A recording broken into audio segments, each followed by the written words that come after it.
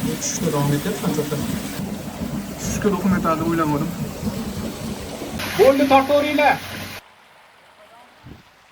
Mikrofonni berardim, gapiraman siz. Hozir ko'lab turgan jarayonda endi svet o'chib qoldi.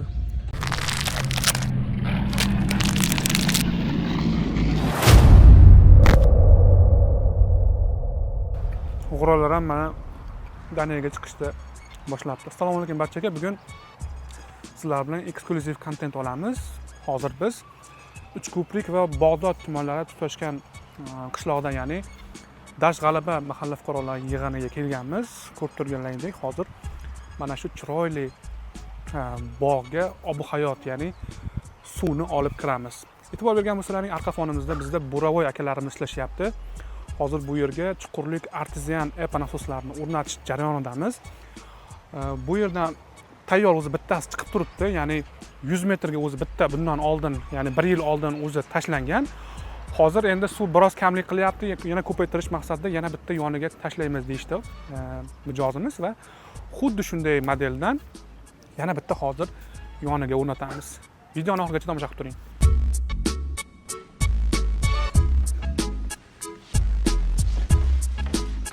Ko'rib turgan hozir kovlanib turgan chuqurlikka, ya'ni skvajinaga aynan mana shu modelimiz hozir tashlanadi. Modelimiz EGN 2211 7,5, ya'ni 11 ta kirilchatkali 7,5 kilovatli glubinli chuqurlik nasoslarimiz. 3 fazaga ishlaydi. Korpuslari mutlaqo nержавейка, obmotkasimiz daqiqasiga 2850 marotaba bir daqiqada aylanadi. Yuqorida aytib o'tganimdek, quvvati 7,5 kilovat. Sizga 114 metr chuqurlikdan 50 litr suv daqiqasiga beradi.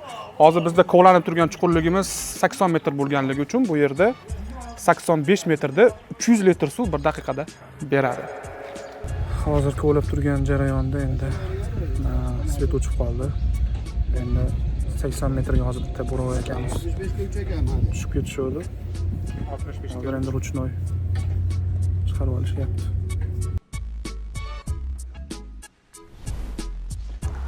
Hurmatli mijozlar, bugun EPA artezan chuqurlik nasoslarimizni pastga skvajinaga tashlashimizning 2-kuni. Havo biroz aynigan, yomg'ir yog'ish arafasida.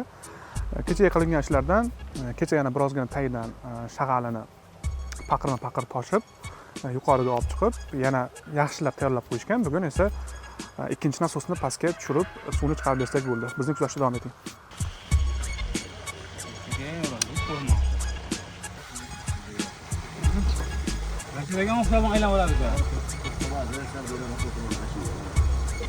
Like, podpiska bosib qo'yinglar. Sizlar uchun 100 metr pastlikka tushib ketyapman hozir. 100 metr pastlikka tushib ketyapman.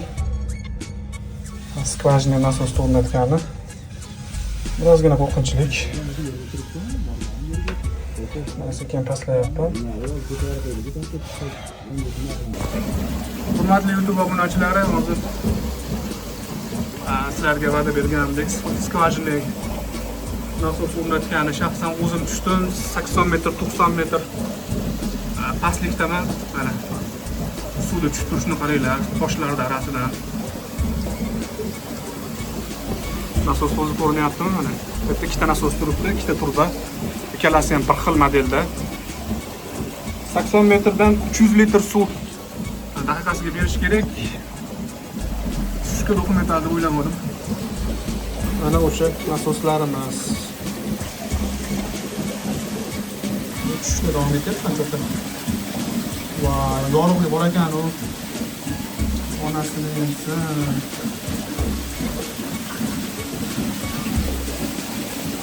Suvni oqishini qaranglar. Suvni oqishini qaranglar akalar. Gapi yo'q. Devorlardan suv oqishini qaranglar. Bu EPA nasosi bo'ladi. Bittasi gorizontal, bittasi vertikal o'rnatilgan.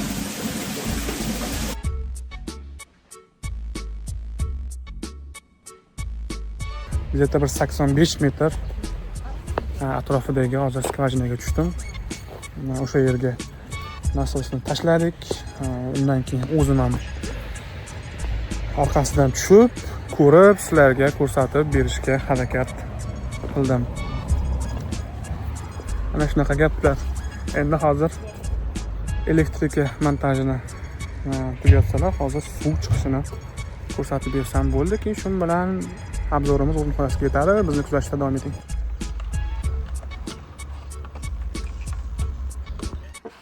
Ketdi. Ana joninglar. Ana.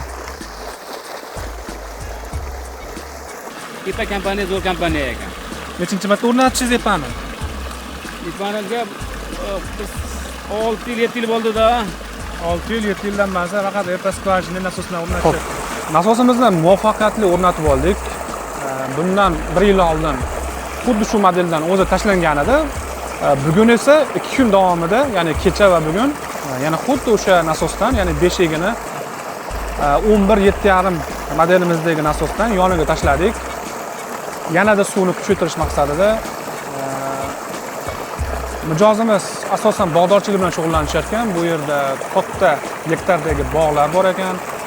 Parrandachilik, mol, qo'y, baliq, o'rik tupi, shoptoli tupi, xullas bir so'z bilan aytganda bu suv mana shu bog'larni sug'orish uchun mo'ljallangan.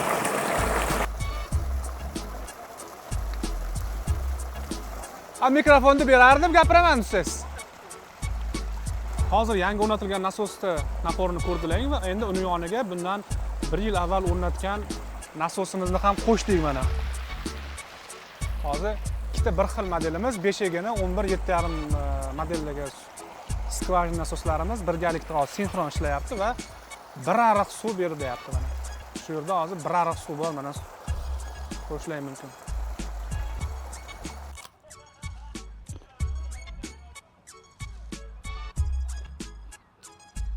Ketdim.